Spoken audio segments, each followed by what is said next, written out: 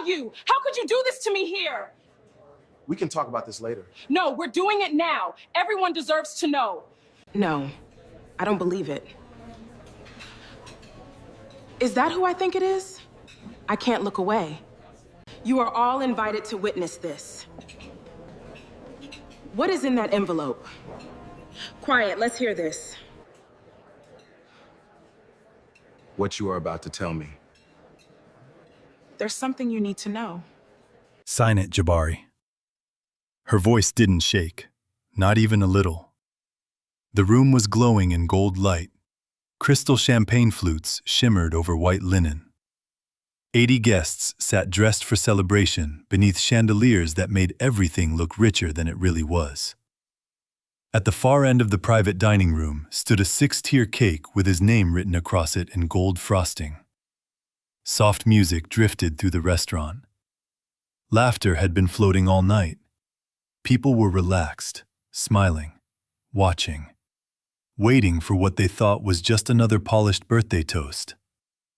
Then, Nia Knox, in a deep burgundy gown and a smile so practiced it looked rehearsed, walked slowly the full length of the table and dropped a thick manila envelope in front of her husband. No one spoke. Jabari Knox looked up at her with the kind of calm that unsettles people.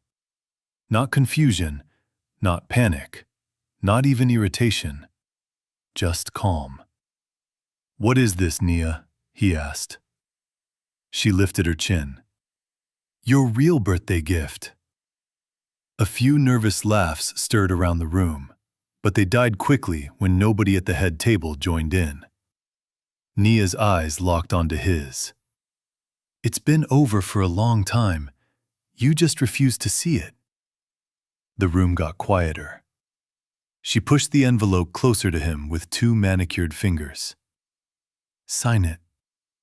Jabari glanced down, then back up. "You sure about this?" "More sure than I've ever been in my life." For one long second, neither of them moved.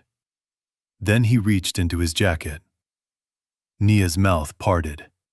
She had expected hesitation, maybe anger, maybe pleading, maybe a public collapse she could later describe as proof that she had done the right thing.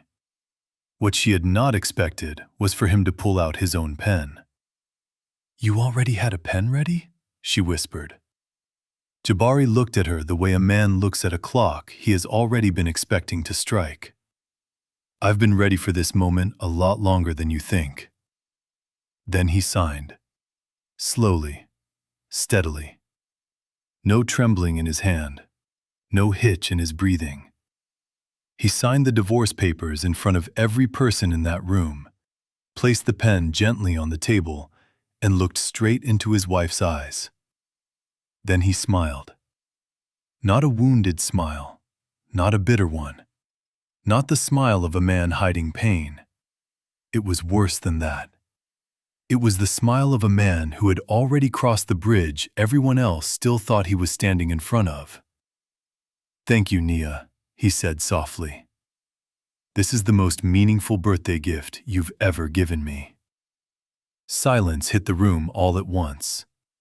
Her mother froze with a champagne glass halfway to her lips. Her sister's phone lowered. A few guests glanced at each other, suddenly unsure what kind of evening they had walked into. Even the waitstaff seemed to pause where they stood, sensing that something had tilted in a direction nobody understood yet. And on Nia's face, what appeared for the first time wasn't triumph. It was fear. Because nobody in that room knew it yet. Not her family, not the 80 guests, not even Nia herself. But Jabari Knox had known this moment was coming for 9 months. And what he was about to do next had been prepared long before she ever walked to that table. There are moments in life when a person reveals who they really are. Not in comfort, not in applause, not when everything is easy and love is being returned. But in the exact second humiliation is invited to take the stage. Most people break. Some lash out. A few go silent because they've got nothing left. But once in a while, someone stays calm because the storm everyone else thinks just began is one he's already survived in private. That was Jabari Knox. 38 years old, 6'2", built by years of hard physical work and the kind of discipline that doesn't need to announce itself. He believed something simple and powerful. A man who can build with his hands can build with his mind too, if he is patient enough to stay quiet while the work is being done. For 12 years, he had been married to Nia. For 12 years, he had built a life, brick by brick, beam by beam, contract by contract. He helped raise Atlanta's skyline one project at a time. He paid attention. He kept records. He moved carefully. He didn't talk big. He didn't need to. Men who really build things usually don't. And tonight, on his birthday, the woman he had once believed saw him clearly had handed him divorce papers in front of a crowd and called it a gift. But here's what no one at that table understood. This wasn't the beginning of Jabari's pain. This was the end of his waiting. It was a Thursday evening in late September, one of those Atlanta nights that teases you with a cool breeze just long enough to make you think summer has finally loosened its grip, then reminds you by sundown that the heat is still very much alive. The restaurant was one of those upscale midtown spots where the servers moved with effortless precision. The glasses never stayed empty, and everything on the menu cost enough to make ordinary people check the right side of the page first. Nia had insisted on the place. "Only the best for your birthday, baby," she had said 3 weeks earlier, placing her hand on his forearm with the polished warmth of someone performing affection more than feeling it. Jabari had smiled and said, "Whatever makes you happy." He meant that in a way she did not understand. By the time dinner was fully underway, the private room was crowded with coworkers, cousins, neighbors, family friends, and a generous number of people Jabari barely knew. The centerpieces were elaborate. The champagne was expensive. The atmosphere had that carefully staged sense of occasion people use when they want a memory to look important, even before it becomes one. Jabari sat at the head of the table in a charcoal suit he had pressed himself that morning. He looked relaxed, comfortable, present.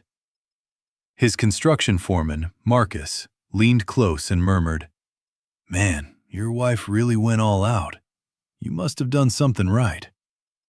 Jabari took a sip of water and smiled. She definitely went all out.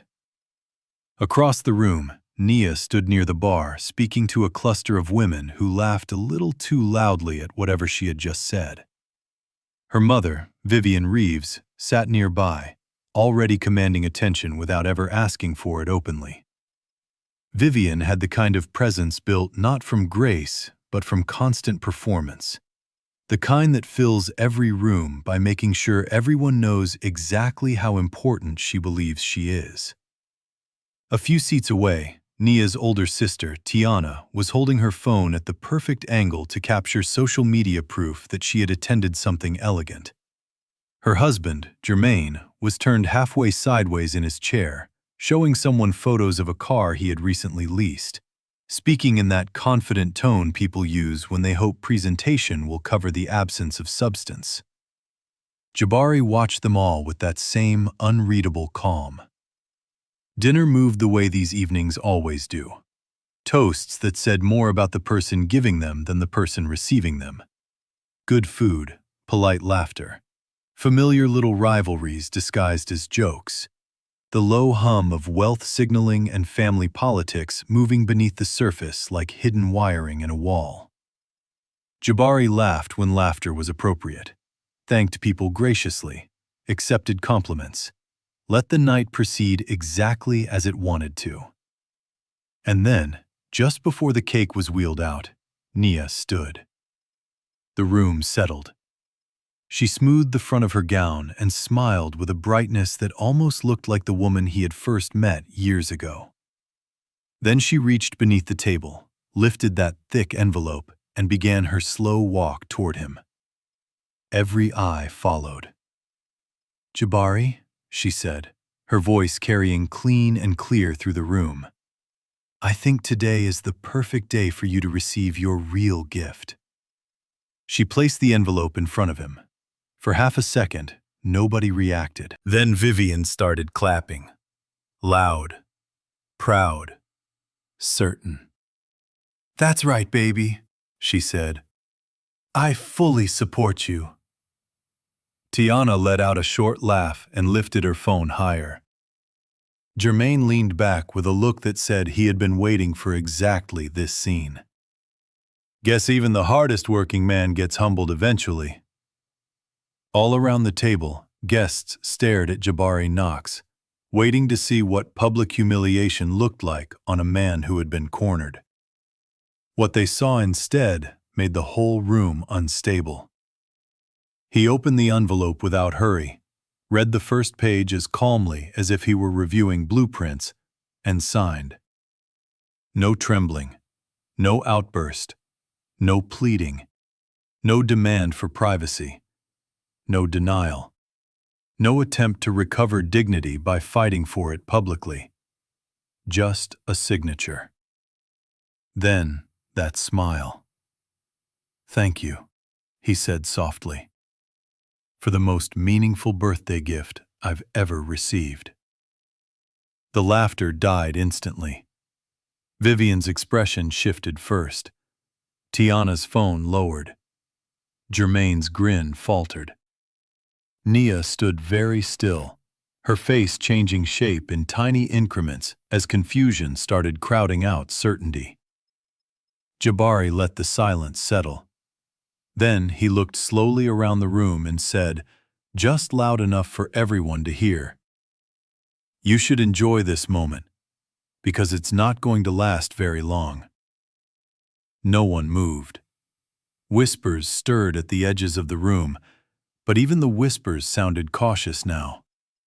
Something had slipped beyond anyone's ability to read cleanly. To understand why Jabari smiled that way, you have to understand the 12 years that came before that birthday dinner.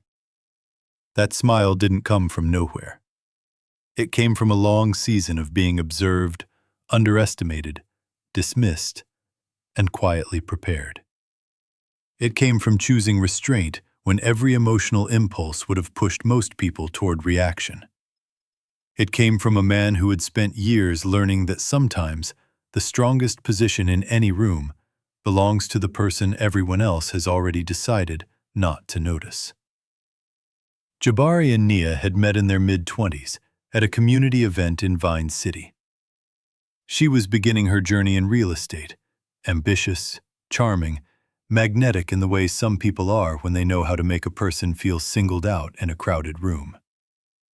He was finishing his journeyman certification in structural construction, focused, quiet, capable, and already more disciplined than most men his age. They married 2 years later, in a modest church wedding with fewer than 40 guests, a rented hall, folding chairs, homemade food, and a cake his grandmother had baked herself. Nothing about it was extravagant. Everything about it felt real. Those early years were good, truly good. Jabari worked major commercial and residential projects across Atlanta. He was skilled, respected, and reliable. The kind of man foremen called first when something had to be done right. Nia built her career steadily, learning how to navigate clients, listings, closings, and all the polished social choreography that real estate requires. For a while, they were a team in the truest sense. Shared goals, shared late nights, shared dreams, shared plans. But around the 4th year, something subtle started changing. Not all betrayals begin with cheating. Some begin with comparison. Nia's professional world shifted. Her circles changed.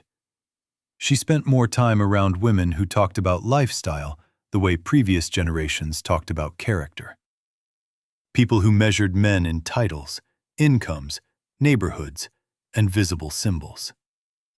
At first, it was just language, casual references, small jokes, little comments about who had made it and who still looked like they were trying. But repeated often enough, that kind of social environment changes how a person sees what is already in front of them. Nia didn't wake up one morning suddenly not loving Jabari. She drifted. And the current helping that drift along came from her family. The Reeves family had always been ambitious, in the way some families are when appearance matters more than substance. They cared deeply about being seen the right way, even when there wasn't much under the surface to support the image. Vivian especially had raised her children with one recurring lesson. How something looked mattered more than what it cost the soul to maintain. The disrespect started small. At one Thanksgiving dinner, Jabari arrived after a long shift, showered, dressed clean, carrying a peach cobbler he had made himself from scratch. Vivian opened the door, looked him up and down, and said, "You're still working on that same site? How long does it take to build one building?" He handed her the cobbler. "Happy Thanksgiving, Vivian." She took it without looking at it and said, "My daughter deserves more than a man who comes home smelling like concrete every night." Jabari didn't respond. He walked in, greeted everyone else, and took his seat. Another year, for Vivian's birthday, he stayed up late baking a cake and boxing it carefully with a ribbon. She stared at it when he handed it over.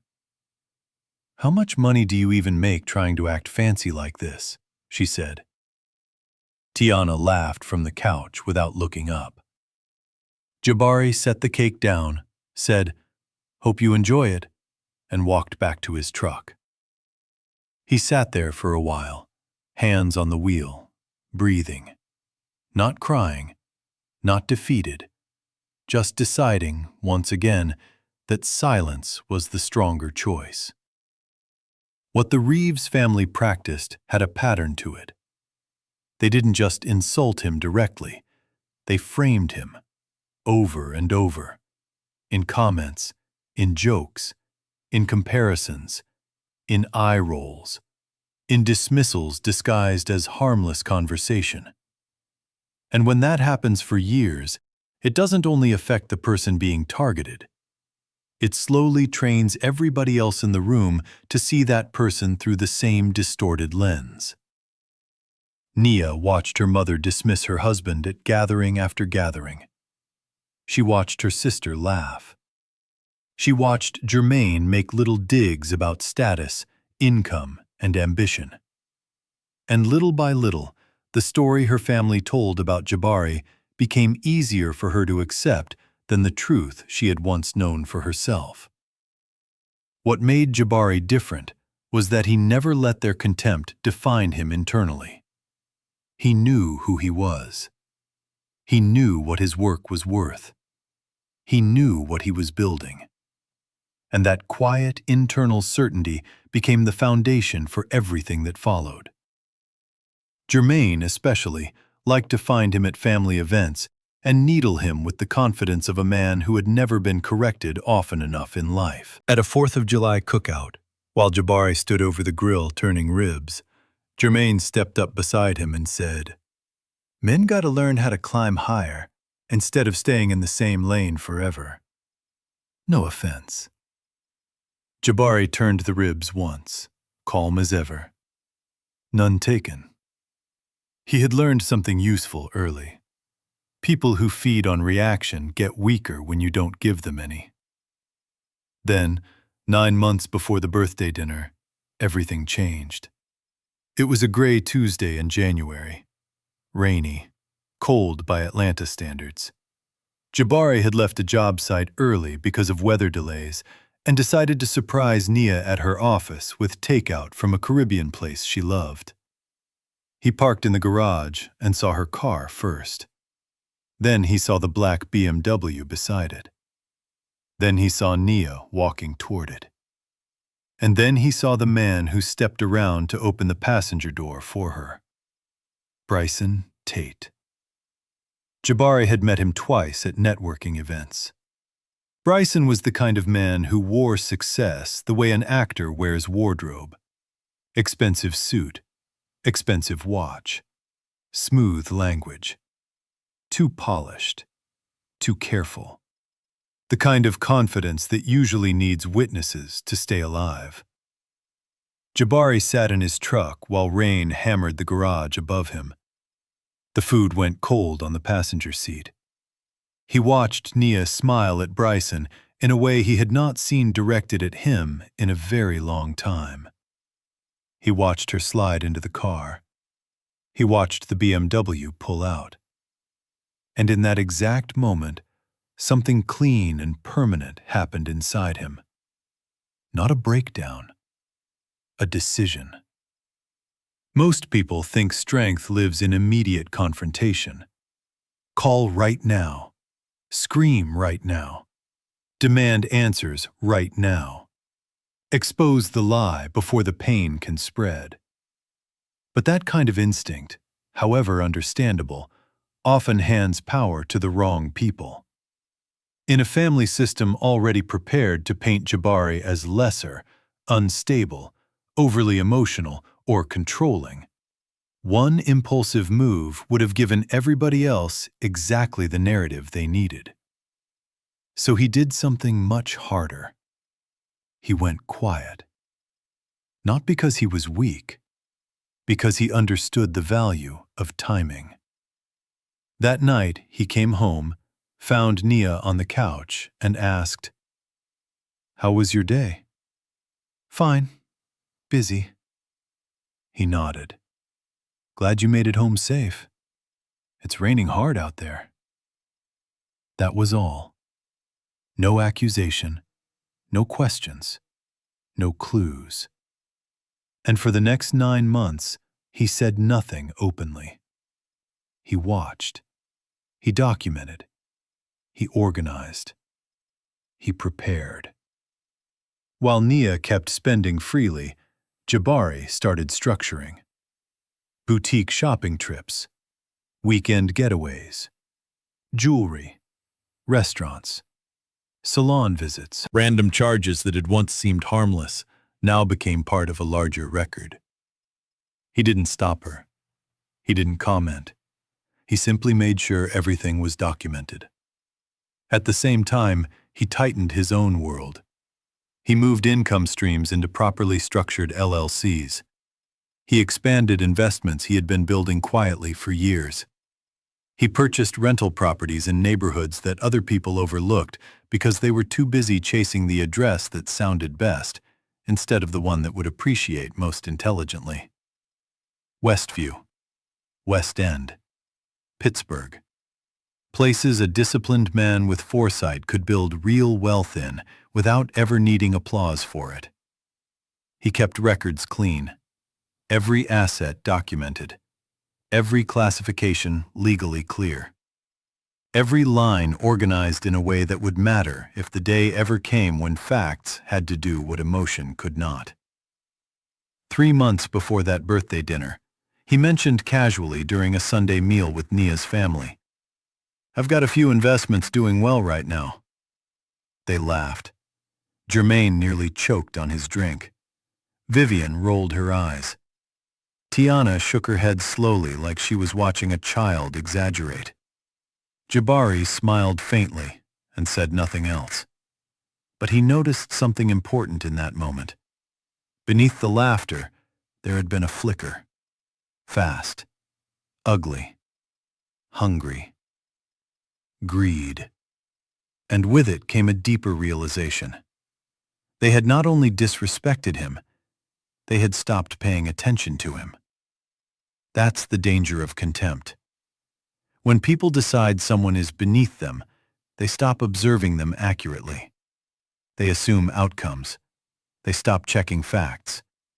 They believe their own story so deeply They no longer imagine the other person might be building something quietly beyond their field of vision. The Reeves family gave Jabari his greatest strategic advantage by dismissing him for 12 straight years.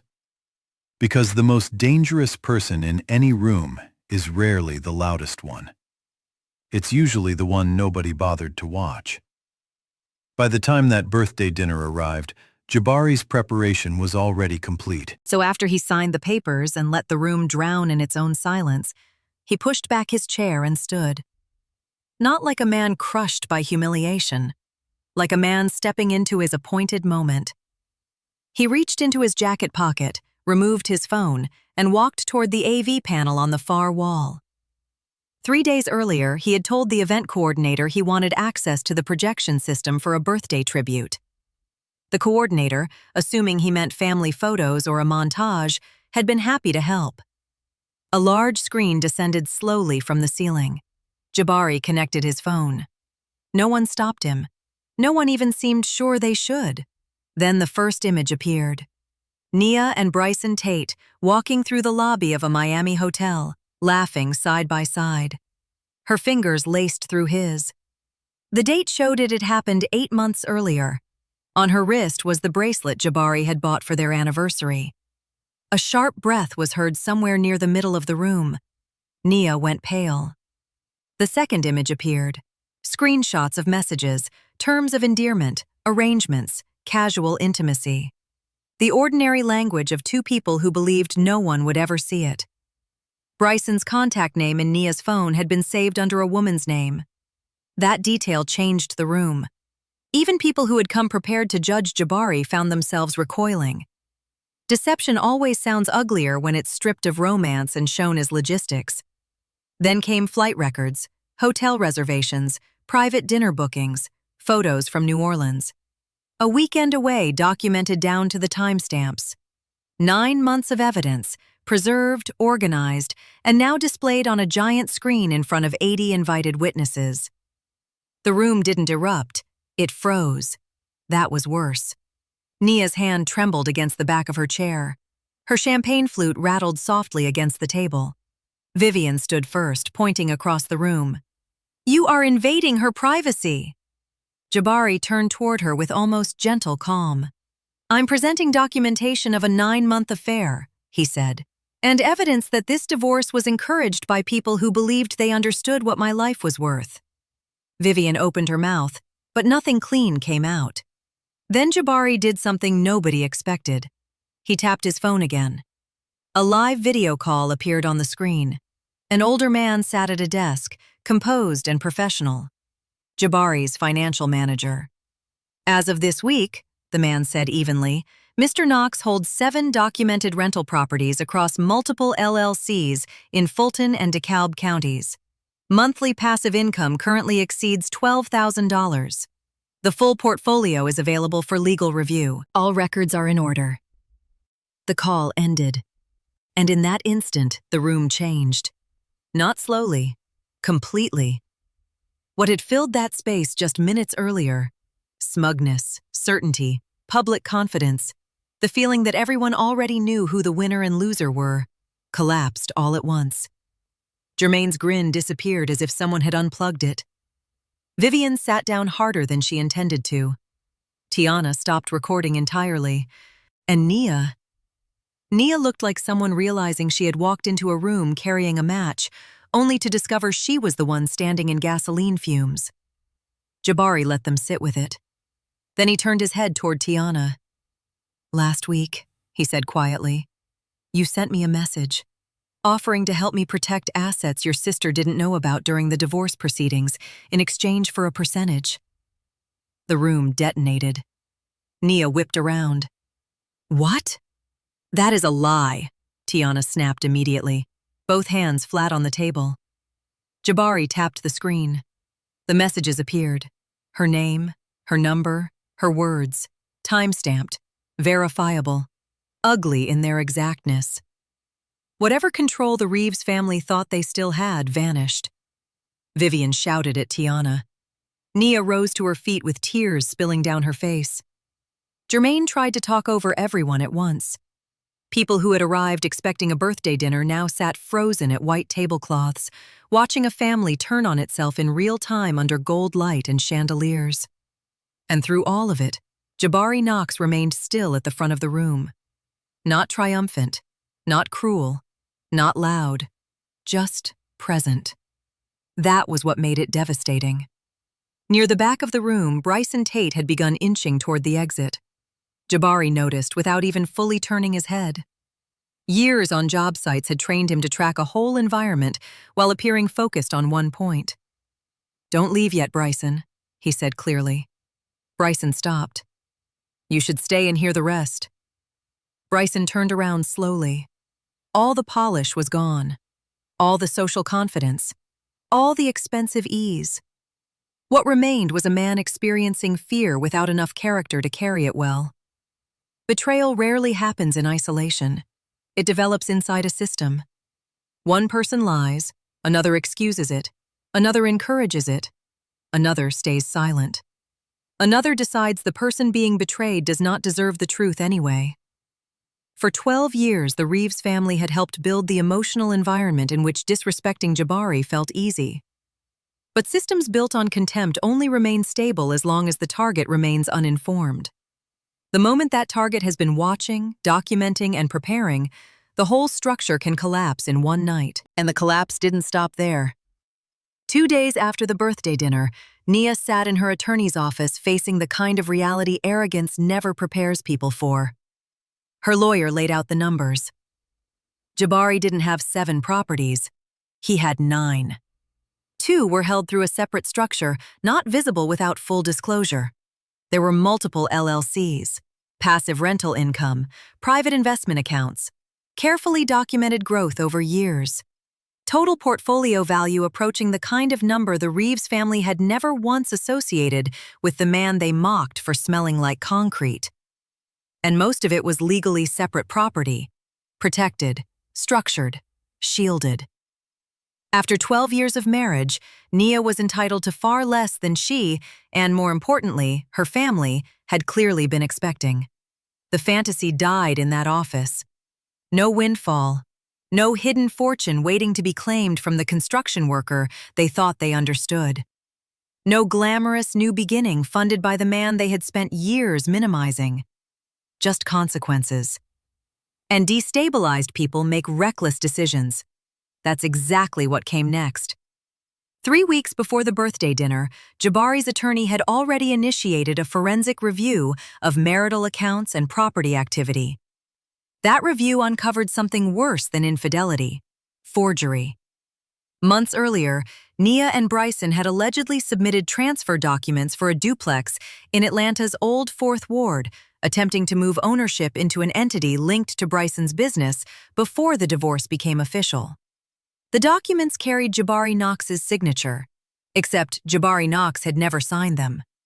When his attorney laid the evidence in front of him, Jabari studied both signatures side by side for a long moment, then asked the only question that mattered: "What do we do next?" His attorney answered without drama: "We turn over everything, every document, every timestamp, every record. This is no longer just civil. This may be criminal." Jabari nodded once. "Then give them everything they need." The filing reached the district attorney's office the following week. That evening, his phone started ringing. Again and again. He let it ring. When he finally answered, Nia was crying. Not the controlled crying people use when they still think charm might save them, but the raw voice of someone who has finally understood the weight of what they set in motion. "Please, Jabari," she said. "I know I was wrong. I know I hurt you. Please don't let this go any further. We can talk about this." He listened, waited until she was finished, then said, "You chose this path yourselves," and ended the call. Across the city, Bryson Tate was making a different kind of decision. The kind fear makes for weak men, when self-preservation becomes more important than loyalty. He recorded himself. In the video, his voice shook. He said he hadn't signed up for any of this. Said Nia had told him her husband was nothing. Said she told him there was nothing to worry about. Said he wasn't going to carry it alone. Whether he meant for that recording to leak or simply failed to protect it, no one could say for sure. What was certain was that by the next morning it had spread through social media, gossip pages, private group chats, and professional circles all over Atlanta. Bryson got mocked, but Nia got buried. Clients stopped returning calls. Professional contacts stopped answering messages. Years spent building a name in real estate began collapsing under the kind of reputational stain ambition can't easily wash off. She had presented herself publicly as a woman stepping into freedom. What people now saw instead was someone who had carried on a long affair, participated in a fraudulent transfer scheme, and chosen a man who folded the second risk became real. And here's the crucial truth. What happened next wasn't revenge in the cartoon sense. Jabari did not invent lies. He did not manipulate facts. He did not fabricate destruction. He documented real choices, reported potential fraud, and stopped protecting people from the consequences of what they themselves had done. That distinction matters. There's a difference between destroying someone and refusing to stand in front of the consequences rushing toward them. Jabari simply stepped aside. A few days later, on a gray Saturday morning, 2 cars pulled up outside Jabari's apartment in Buckhead. He saw them from the window while drinking coffee. Vivian stepped out first. No glamour now. No performance. Just a woman in a dark coat carrying the posture of someone who had learned too late that pride can become dead. Tiana followed. Jermaine came last, looking like a man who had run out of words. Jabari opened the door before they knocked. They stood in the hallway, stripped of audience, hierarchy, and posture.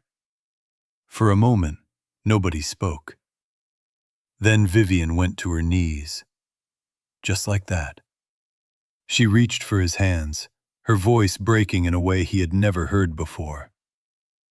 "I'm sorry. I was wrong about you. I was wrong for years." Beside her, Tiana dropped to her knees too, crying the unguarded kind of tears that come when shame finally outweighs ego. "I went behind my own sister's back because I thought I could benefit from it. I'm ashamed." Jermaine stayed standing, but his head lowered. He couldn't meet Jabari's eyes.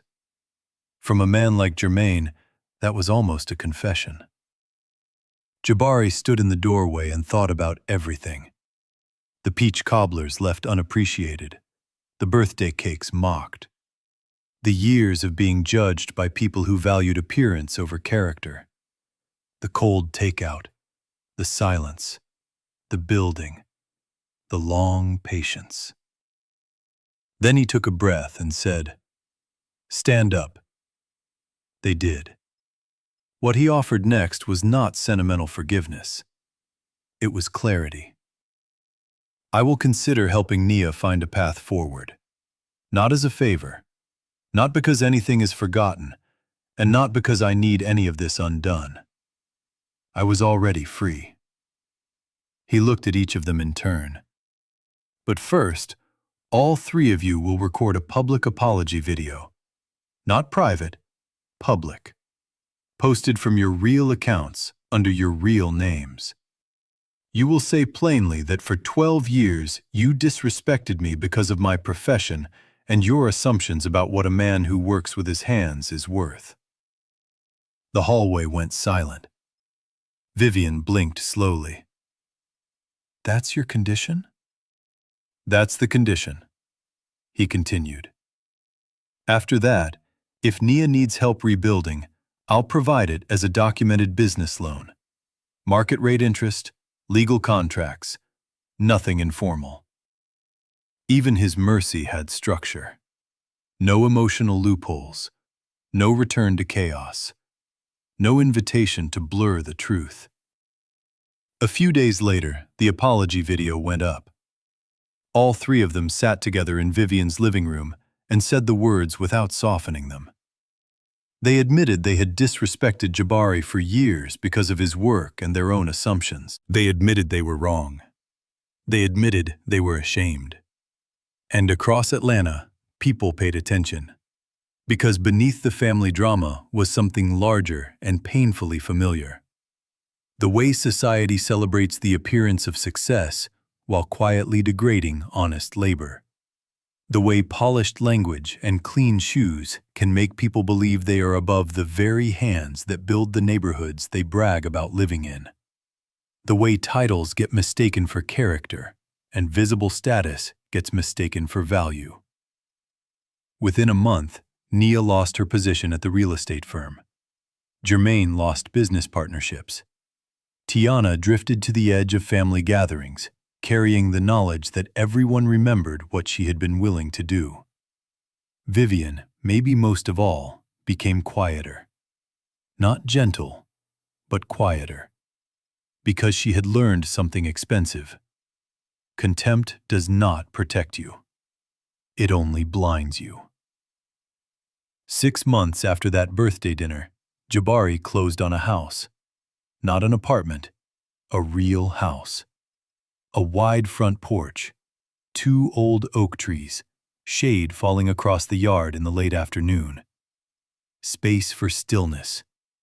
Space for breath. Space for a man who had spent years being emotionally crowded to finally hear his own life again.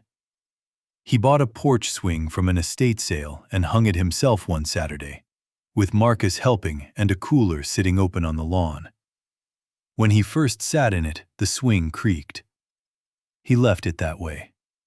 He didn't buy the house to prove anything to anybody. That chapter was over. He bought it because he wanted peace, with shape and wood and afternoon light. A place where evenings could settle through the trees while he sat with coffee or silence and felt no need to explain himself to anyone. But Jabari's story didn't end with what he built for himself. It continued in what he chose to build for others. He had seen too many young men make the same mistakes. Working hard but not protecting what they earned. Loving deeply but ignoring clear patterns of disrespect. Bringing in money without legal structure. Reacting emotionally before facts were organized. Confusing income with wealth. And attachment with trust. So he started showing up. On Tuesday evenings, he began visiting a community center in the West End. He sat across from young men navigating construction careers, trade certifications, money confusion, relationship pressure, and the exhaustion of being underestimated by people who benefit from their labor while quietly disrespecting the life that labor produces. He talked to them about limited liability companies, about asset protection, about rental properties, about the difference between making money and keeping it, about neighborhoods where disciplined people could still build something real, and about silence, not the silence of swallowing disrespect forever, but the deliberate quiet of a man who knows exactly what he is building and understands that announcing every move too early only gives careless people time to interfere. The young men listened. Some had already heard his story. One night, a young Finnish carpenter named Deshaun asked him, "How did you stay quiet for 9 months knowing what you knew? How did you not react?" Jabari thought for a moment before answering. Because reacting right away would have cost me everything I had spent years building. When someone disrespects you and you respond immediately with anger, you often hand them the story. Suddenly you become the event. You become the problem everybody discusses. I decided facts were going to speak for me. I just had to make sure they were ready when the time came. Deshaun wrote that down in a small notebook. And maybe that was the real victory. Not the look on Nia's face. Not Vivian on her knees, not public vindication, but the fact that pain had been turned into something useful for somebody else. A lot of people survive betrayal. Not everybody transforms it. One warm evening in late spring, Marcus came by with 2 coffees and no particular agenda. They sat on the porch swing while oak branches moved overhead and the air held the last light of day.